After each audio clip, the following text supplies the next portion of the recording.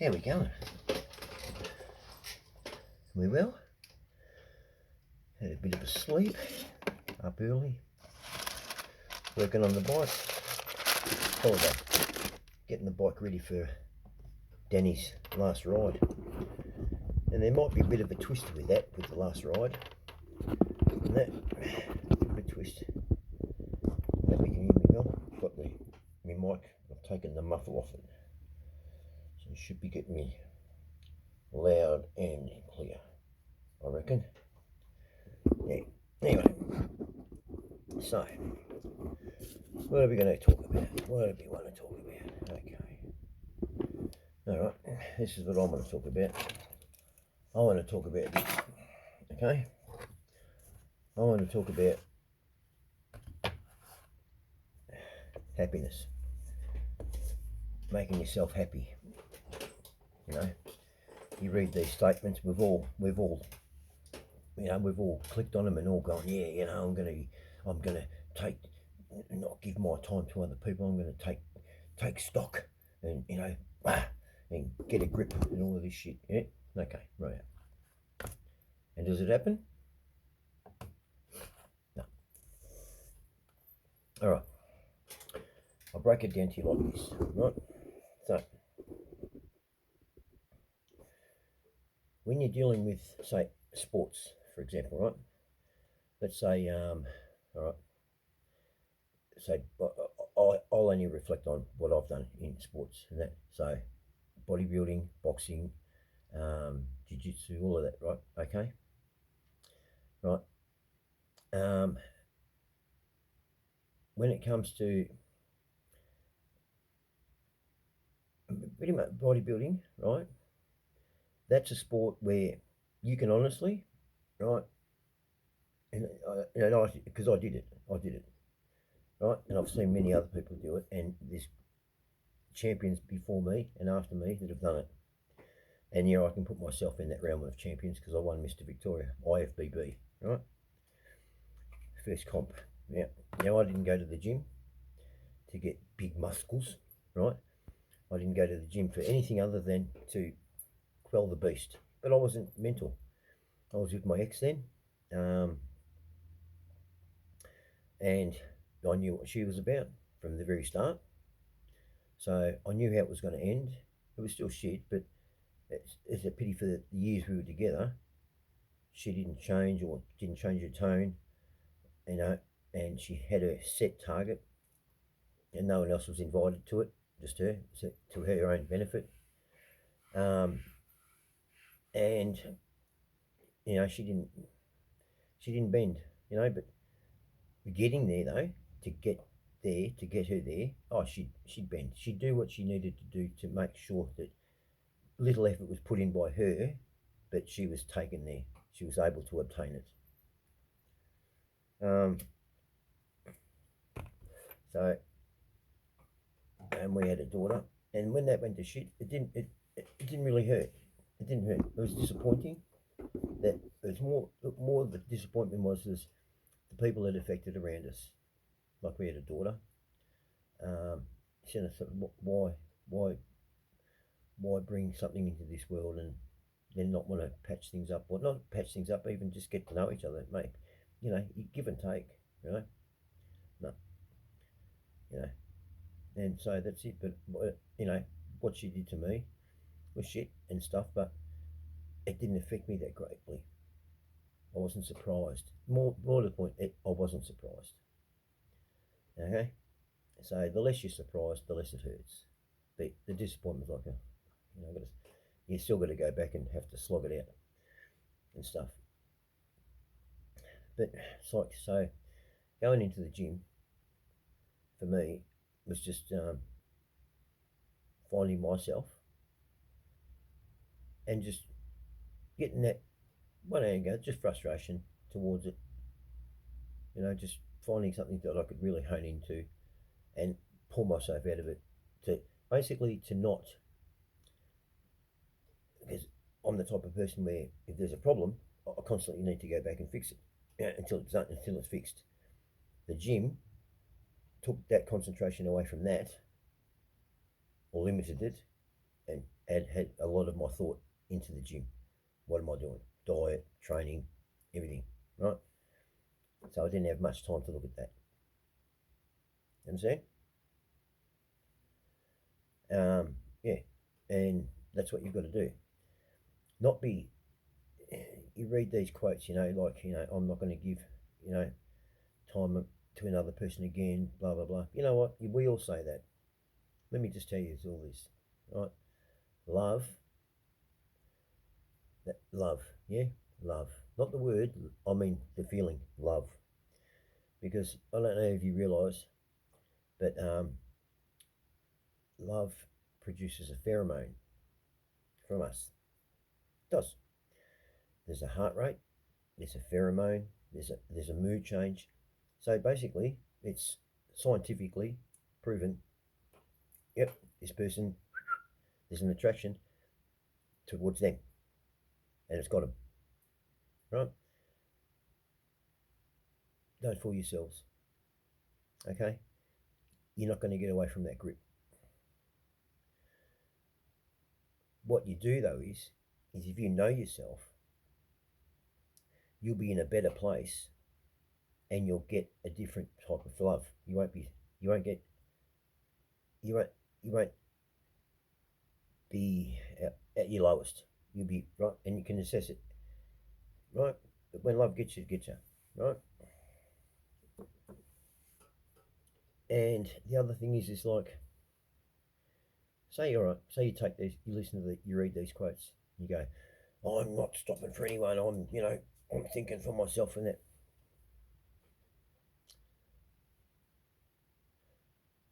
Isn't that why we're in this situation we're in? Because we took back giving a shit about others and put it on us. What's that done? What's it done? More harm. Because no one's out there looking out for each other. So what you've got to take from those quotes is this: be aware of the pain you went through, a breakup that you went through, or something, a passing of a friend. Don't hold back the pain. Don't hold back the pain. The pain will always get through. It will. And the more you fight it, the longer it's going to linger around, or the more damage it'll do in regards to you're concentrated on pushing this away and you're not looking over here, and something hits you here. All right. When you're doing boxing and jiu-jitsu and all these contact sports, martial arts, and grappling and all that, any good coach, right, will want you to be hit and hit fucking hard, because he doesn't know what you're like until you get hit, and even you don't. I mean, look at Mundine. Mundine is a good boxer for the Commonwealth Games because he's a points fighter. That's all he is. He's a points fighter. He's not a knockout fighter, right? And he knew that, so he picked people that were either retired or just whatever. Whatever you think of Mundine. As a points boxer for the Commonwealth Games or the Olympics, great. He's quick, he's fast, he's athletic, he's good. Okay, but as a true boxer, in the sense of boxing, titles, things like that, big hitters, no, no. He couldn't land a punch to knock anyone out. He couldn't punch a hole in a fucking paper bag, right? I did boxing. I trained with Fennick there for a bit. My first thing for Fennick is I actually put one on his chin.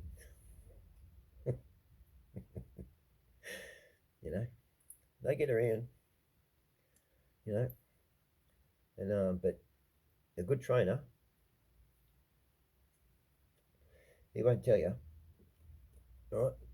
And it's not saying he'll put the money in there better than you, but your sparring partner, right?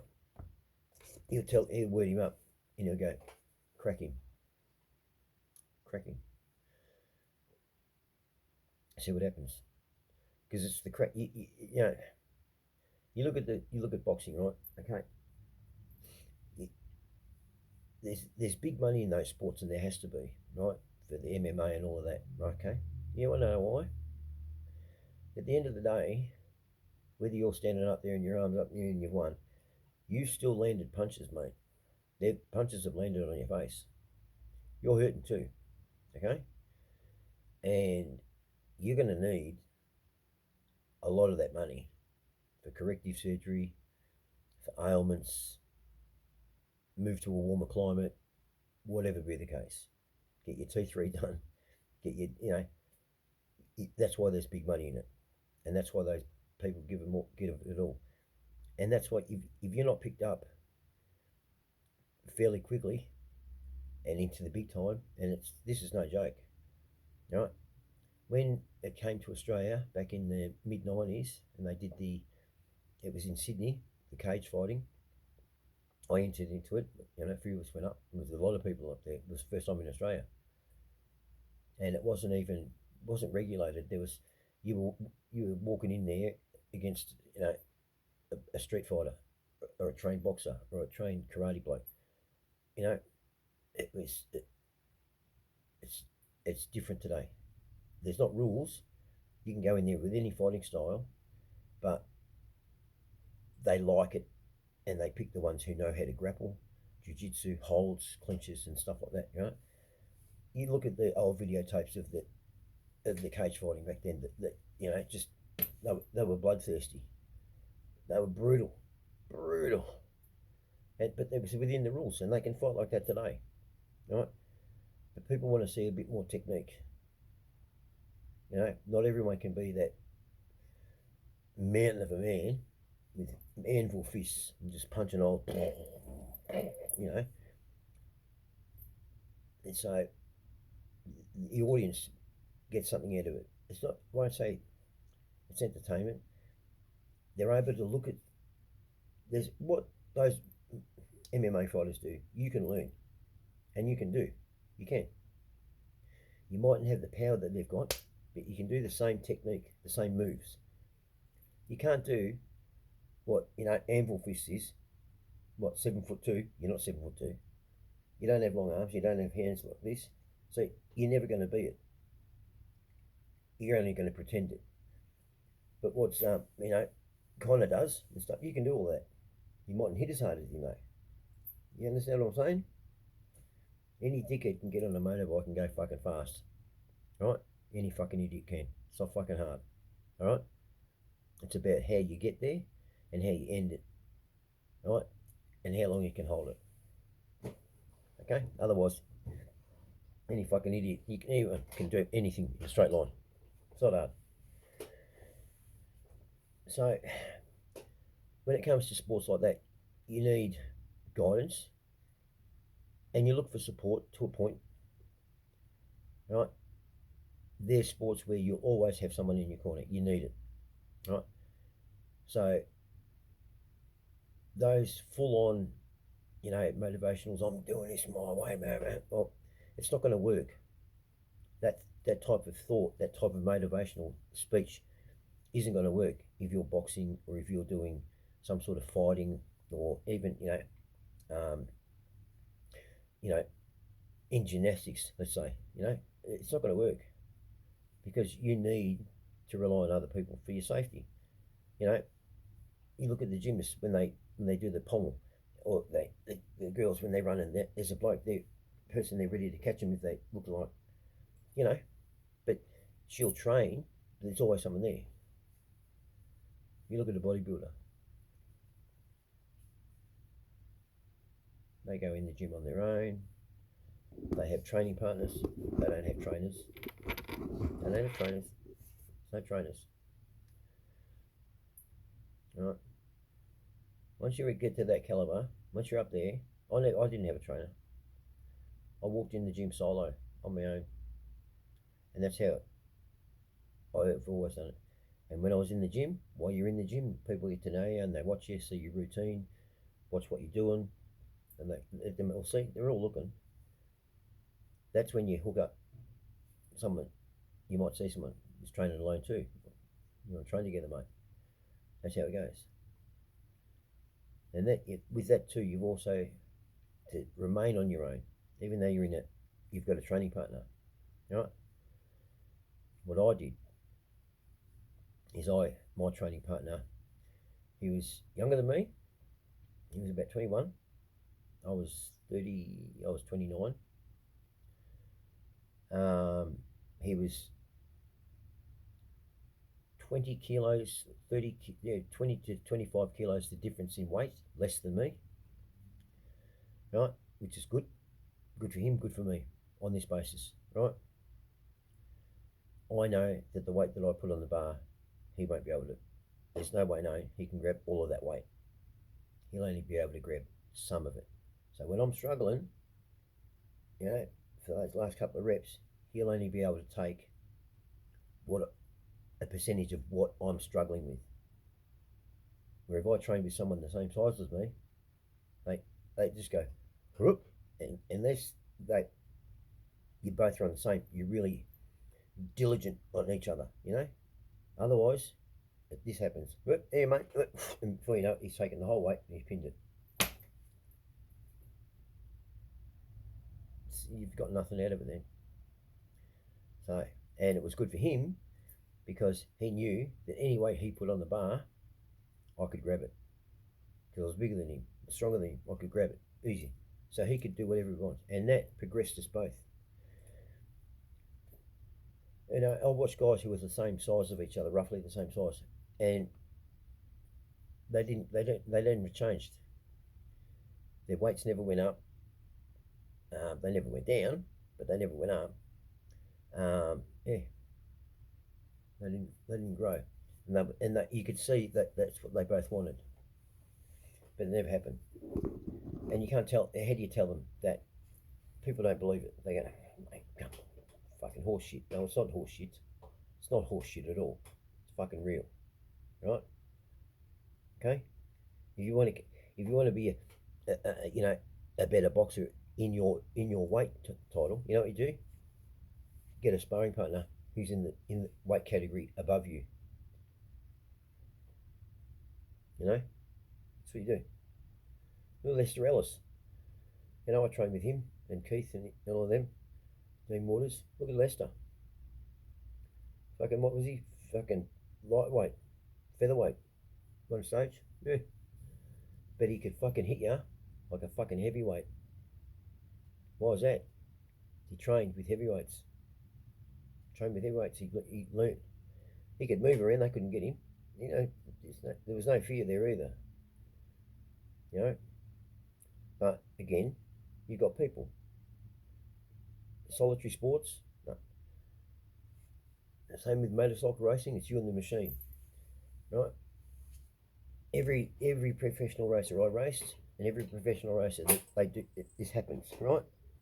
You go out there, you do your track days. So I was into track days. We were all into it. And anyway, this one particular year, Vincent Genova brought Michael O'Connor over. He was European world champion on the 600, right? And he was at Phillip Island. Everyone knew who he was. He wasn't known in Australia, but he was known overseas. And it doesn't mean because he wasn't known here, doesn't mean he couldn't ride. He could ride. Like Vincent Genova, he was a sidecar. There's nothing here. If you're showing promise to be a champion on a motorbike, rule of thumb is get the fuck out of Australia. Get out. Everyone has to, and they all have. Look at our greats. They're pissed off. They've got to get over to Europe. And you've got a talent, yep, but now you've got to hone it in, and now you've got to see what real talent is. like with my daughter, she was a sprinter. So, sprinter, she sprints. She's not doing relay, but she's got to push herself. She knows you can do sports like that, you can push yourself. Those motivational things, they push you. That's where you push you. Right? You push you. In the gym, I push me. Right? It's weight. It's a wall. Right? A motorbike, you're on there on your own. And I was out there with Michael O'Connor, and he was in front, and I was following him. And what I didn't know was he lured me in slowly, got me following him, and then took me around the track. And each time he took me around the track, I was getting faster. I'm not to know. He knew. And then he panned off to the side, and he let me go because he could see I could do it. I could hold those lines. I could take his same lines, and I held that same speed at the same time going around the track. And then we pulled in, and he said, and he told me what he did. So he didn't teach me anything. What he did is he showed me, I've got it. Don't doubt yourself. On a motorbike, it's don't doubt yourself. Okay? But don't get ahead of yourself. Right? Know your machine. Everything. It's like with bodybuilding. Know your strength. Know when you're lifting weights or you're even sprinting, you need to be that in tune with your body that when you give it everything, you've got to know that you're just that bit off snapping muscles. And you can. I've been there. I've lifted weights and I know. I'm not on the wire, but I'm right. I'm in the good spot. I'm there with, I'm straining, but I'm not overstraining where I'm going to hurt myself. But it's right there. I've got it right. So as for these motivational talks and stuff, and they tell you to shut down and ignore people, how to stop giving a fuck about others. I mean, really,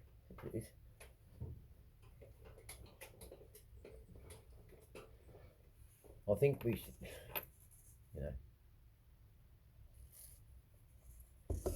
you need to be aware every time you get hurt by somebody or something. It's going to happen again, and the pain's not going to be different. But if you direct it in a different way, or you don't let that happen, well, you know what you've just done? You fucked yourself. You've missed an opportunity. That's what you're doing. You're closing doors. If you really listen to what they're saying, you're retracting from back, fuck you, don't give a fuck there, like this, okay, whatever. There's people already born like that. We don't need more people to be taught how to do that. Right?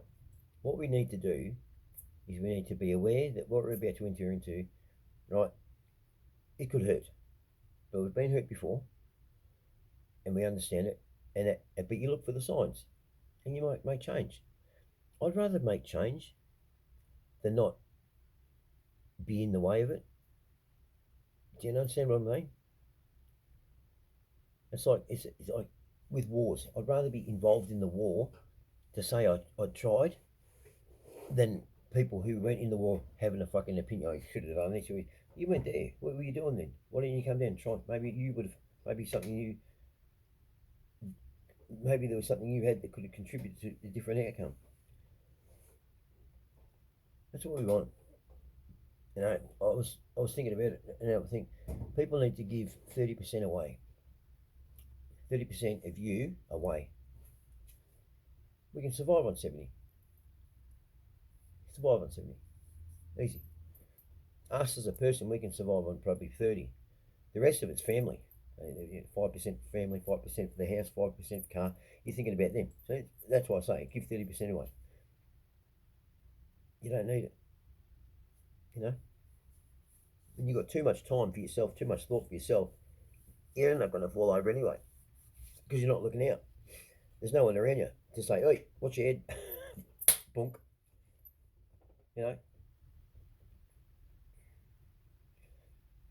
So I think with those motivational talks, there's good ones and there's ones out there, songs even, but there's times when,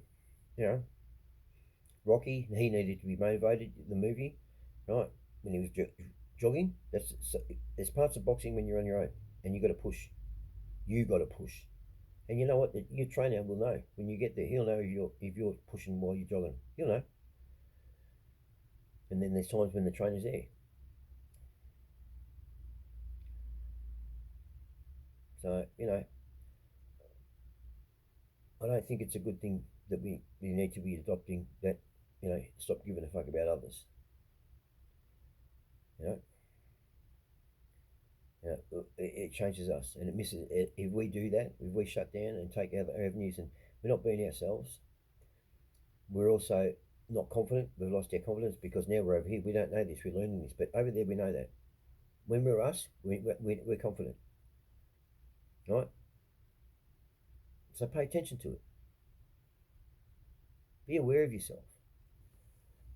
Be aware of your facial mannerisms. When you speak, you need to be able to speak, knowing and basically have eyes out and looking at your face, so you can control your face on how you speak.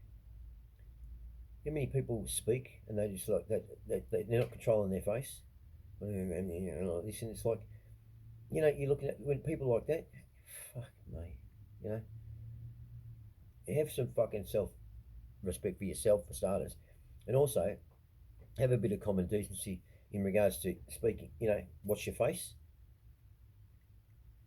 Because if you get the wrong person in front of you who's looking at your face and you're going on this and they're going, fucking taking the fucking piss. Because let me tell you, a lot of the time people don't react to the words. It's what your face is doing. It can end you in a lot of trouble. No. So be aware of what you're doing, what your body's doing, your eyes.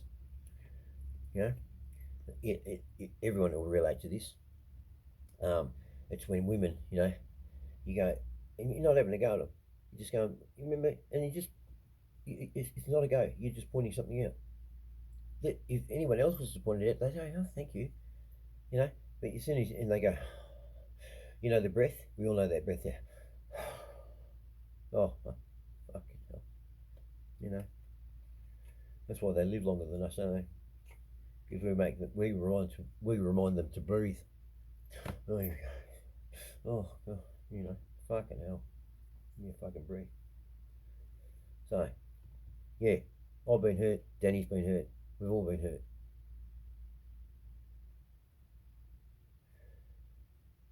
But I think I like being me. Like Glenn. We were hurting with our lives. And where we are, like as a now, we know why we've ended up here too. We're not delusional in that matter. And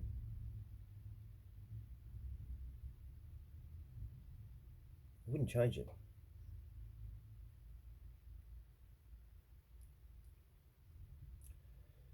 Because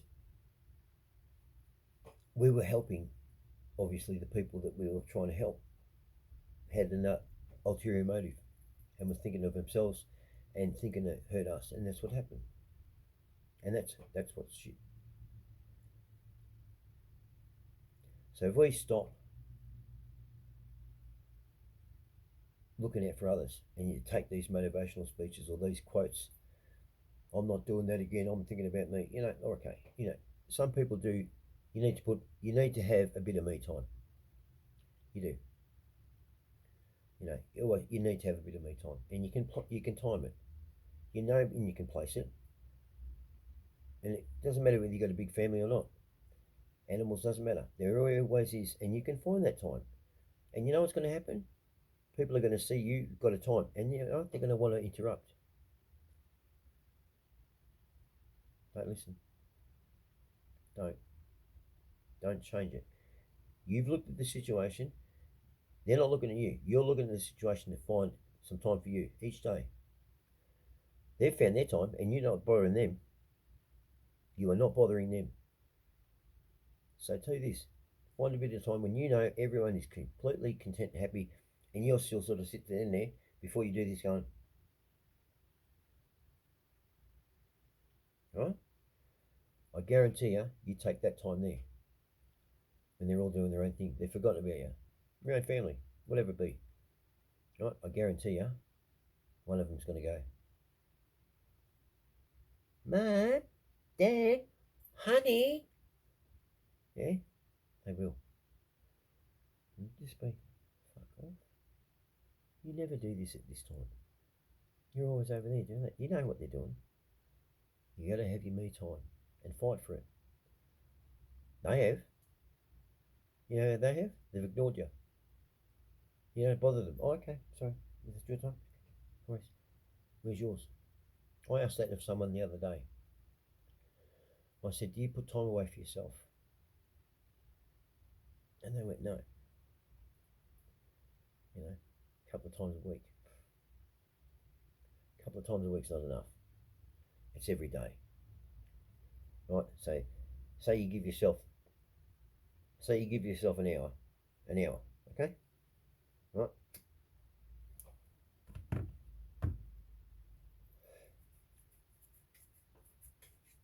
But no, it's not a solid hour. Then again, it might be. I don't know. Your way of living. But say you give yourself an hour. So it's 10 minutes there, 10 minutes there, 20 minutes here, half an hour there. You know, you break it up. With me, my me time was going to the gym. So that was 2 hours every day in the gym for me. Because before then, I was making me dinner. I was prepping before the gym. So I used to get to the gym. We agreed on this. We agreed. It was 5:15, 5:30. So five. It was like 5:30. That's when it was. And we stuck to that. And you know what? I noticed if I was going to be late, so like late by an hour, we both realised, forget it, we're not going. That 30 minutes, it's only 30 minutes, you're late. 30 minutes. Your body has missed it because it's preparing. So we're going to the gym, we're going to the gym, going to the gym, going to the gym. We're going to the gym. We're going to the gym. You're exhausted and you haven't done anything. Your body's wound up for it. That's how in tune we were. So, you know, if we were going to be like more than basically 10 minutes late from the 5:30 mark, so 5:40, no, cancel. We're done. We're done. And we didn't train on our own. Right? And yeah, it was unreal. And people, these are things that sports people don't tell you. You know, if you're like you're a bit like, oh, that can't be fucked. You're a bit, you know, no energy, can't be fucked. It's more in your brain than anything else. Yeah, go to the gym. Go to the gym. But when you, oh, that's exhaustion, yeah? Don't go to the gym. It's not going to get any better. You're exhausted. Go home.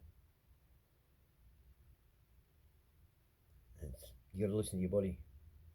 And you got to tell other people, and they've got to respect that too. Right? Your partner, whatever. They have to. And they'll get the benefits from it. Once you start seeing that and you're clicking each other, you know, understanding each other, they're doing it. Yeah, okay, he didn't go to the gym. And you look at what you did, or it might be even your work. You haven't even been the cause of it. I mean, I was in security. You know, there was numerous times I finished at 3:30. You know, I always finish at 3:30. Could have been an incident. I'm there till fucking 6 o'clock. You know, I'm there till 6 o'clock. I don't get home till 8. I'm normally asleep by fucking 8. I crawled into bed, you know, got home, had a cup of tea, you know, back then, you know, get into bed about 6 o'clock. Then I'm asleep by 8. I'm out of bed at what, you know, fucking 2 o'clock in the afternoon, 1 o'clock, 2 o'clock, out. Always make sure you get outside, do a bit something. Always had an errand to run, to leave the home. Always had an errand to get me out, bring me back home, right? But as soon as I got up, have a shower, right? Have some breakfast, right? Then out. Then come home. I knew what I got to do.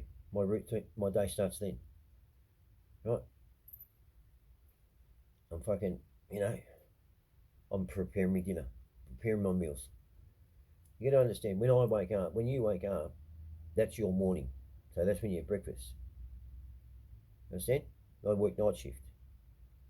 So, breakfast was then. It's not hard.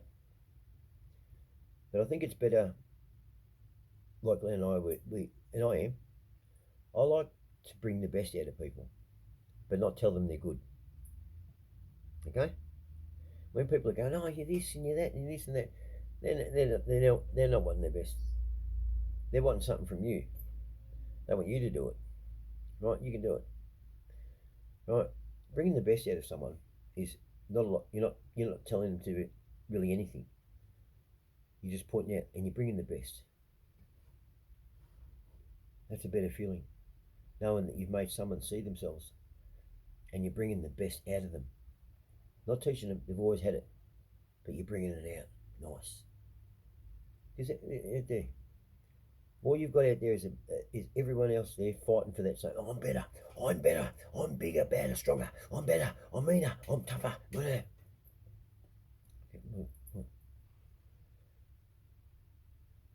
Look, has it paid off? Hasn't paid off. Hasn't paid off. So with those motivational things, they do have some good points, but at the end of the day, if you deflect pain and it's coming, that pain's coming, and it's going to get you no matter what, then you're too busy concentrating instead of just letting it come. You're going to get hurt over here because you're not watching. Just like the trainer hit him. I want to see what he does. So you got to learn to take the pain. Yep, okay, right, that's going to happen. You know it's going to happen. Don't run from it. Minimise it. But that's it. It's like a fireman, mate.